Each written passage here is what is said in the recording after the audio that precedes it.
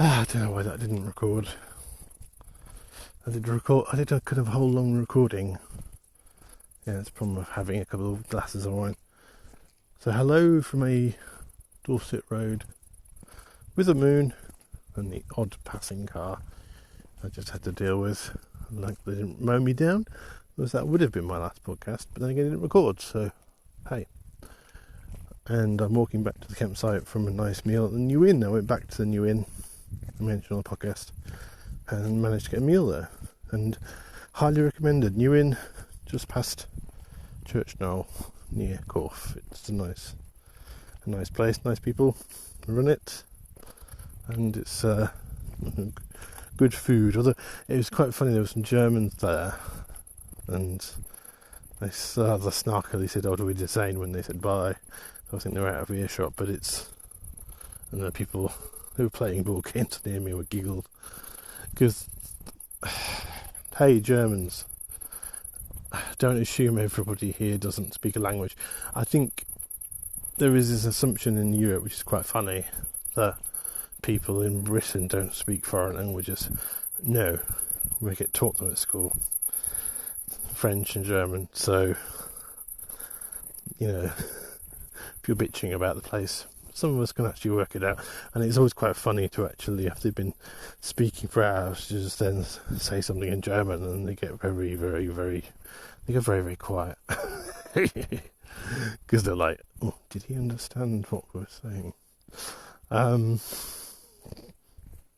It's not like it's bloody Tagalog or, you know, Oza or something like that. It's German. It's not actually rare for people to understand German in this country. Maybe not as much as French, but, you know, hey. So, yeah, no, it was a good meal. And it was a good day. I think I forget sometimes that this is a working holiday, and I forget the last bit, because I am my own worst taskmaster, that I'm my own worst critic. I scream at myself in my head, and also literally sometimes, to get stuff done. And I beat myself up about not getting stuff done or failing. I mean, you imagine how much I beat myself up about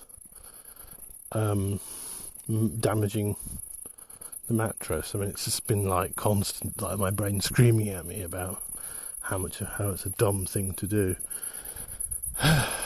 and how I should have been a bit more fucking careful. So, you know, it's something called pathological demand avoidance, I think. It's a neurodiverse thing, along with justice sensitivity. The justice sensitivity was definitely triggered by that Karen last night, being rude, breaking the rules, breaking the law, but not in a good way. But yeah, it's always there, and so it's the reason why it took so long to do this trip. Well, it's in September now. It took so long to get it sorted. I was putting off, because it's just like, so much stress in doing this trip.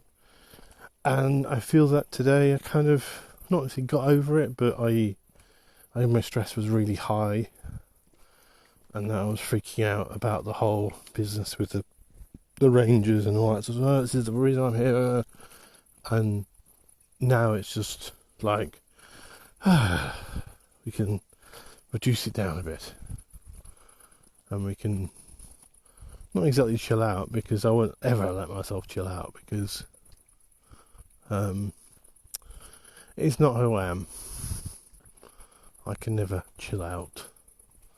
I don't really do that. It's like, I don't do small talk, and I don't do sunbathing, and I don't do doing nothing. It's anathema to me to sit there and do absolutely nothing. Although I'm starting to learn the skill, because it's an important skill to have. You don't necessarily always have to be doing or working, but it's just not something I'm very happy with.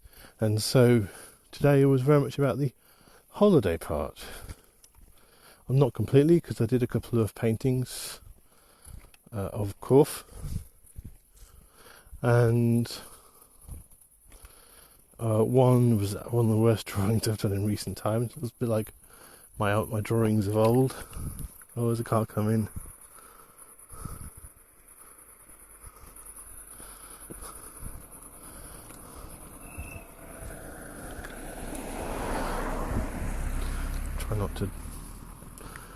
Try not to dazzle them. I actually had a bunch of, I think, kids. I'm must be very rich kids to be able to afford a BMW. You know, like I joked about Essex and their VW Polo GTs and stuff. And I think it was a bunch of kids, and they just stopped in front of me on the road, and I'm like, sorry. Or they slowed down, and I was just thinking, hey, you're making jump out of the way, and I'm like, no, not going to happen.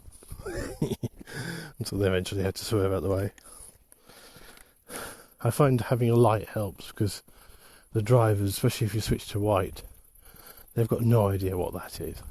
Green, they're like, that could be all kinds of things. Red could be the tail light of somebody. But white, that's oncoming. And just sort of dazzles them, and so they slow the fuck down. And then I try and sort of manually dip it down. But, you know, it's a bit like having to use a bit like having to use I just walked past where I should be.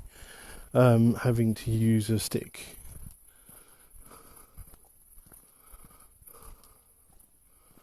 That's funny.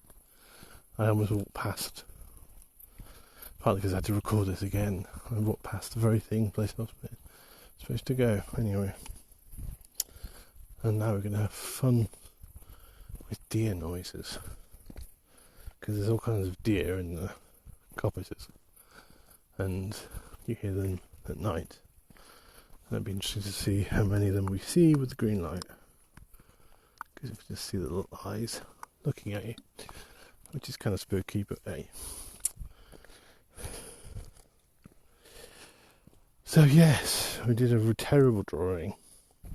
Like, calling back to what I'm like as a teenager. It was like, it's dreadful. And that spurred me to do a better drawing from the place where I did the night drawing in Jaunt 1. Because I did a night painting. I did a night painting of Corf Castle back in 2 years ago, and it was a bit of a fuck you to Turner, because Turner didn't do a night painting of Corf Castle. He did a few fairly ho-hum drawings in his sketchbook, which were incredibly light, incredibly hard to see what the hell he drew, and he pissed off. So yeah, so much for the Turner heritage. But it's always a problem. You go anywhere, you find, oh, Turner did this. Really? Oh dear. I'm just going to do something else, because if Turner did it, it's probably not worth doing.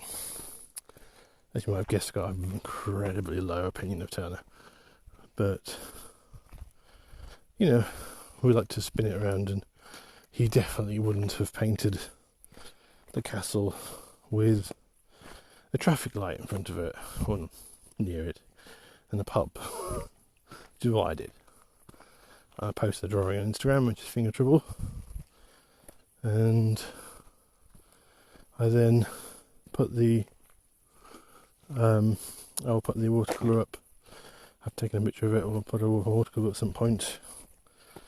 I'm mostly happy with it, although slate colours.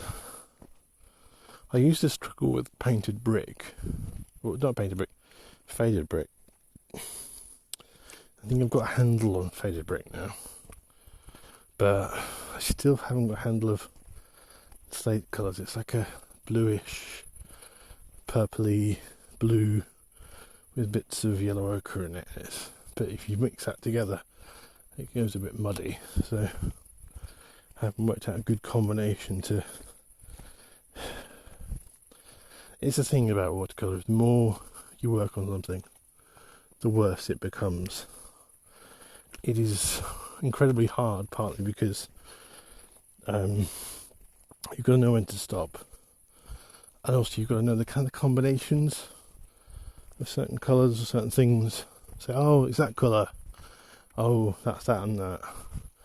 There's a lot of colour theory, really, and glazing over the top, saying, oh, well, I'll do that one. I'll lay down that colour first and go over the top with this. Like, oh, it's green in the shadows, or we've got to get some purples in there to dull down the greens, and that kind of thing. Not sure I'm totally happy. I'm certainly not happy with that slate roof. The rest of it I'm pretty happy with. So I think it's a good thing that's I'm very much on track for that. But it's I spent several days away from it, focusing so much on must get that walk done, must get the walk down, and so the stress level was so high. It's time to sort of, I think I feel like I'm getting back into the groove of things. The panic of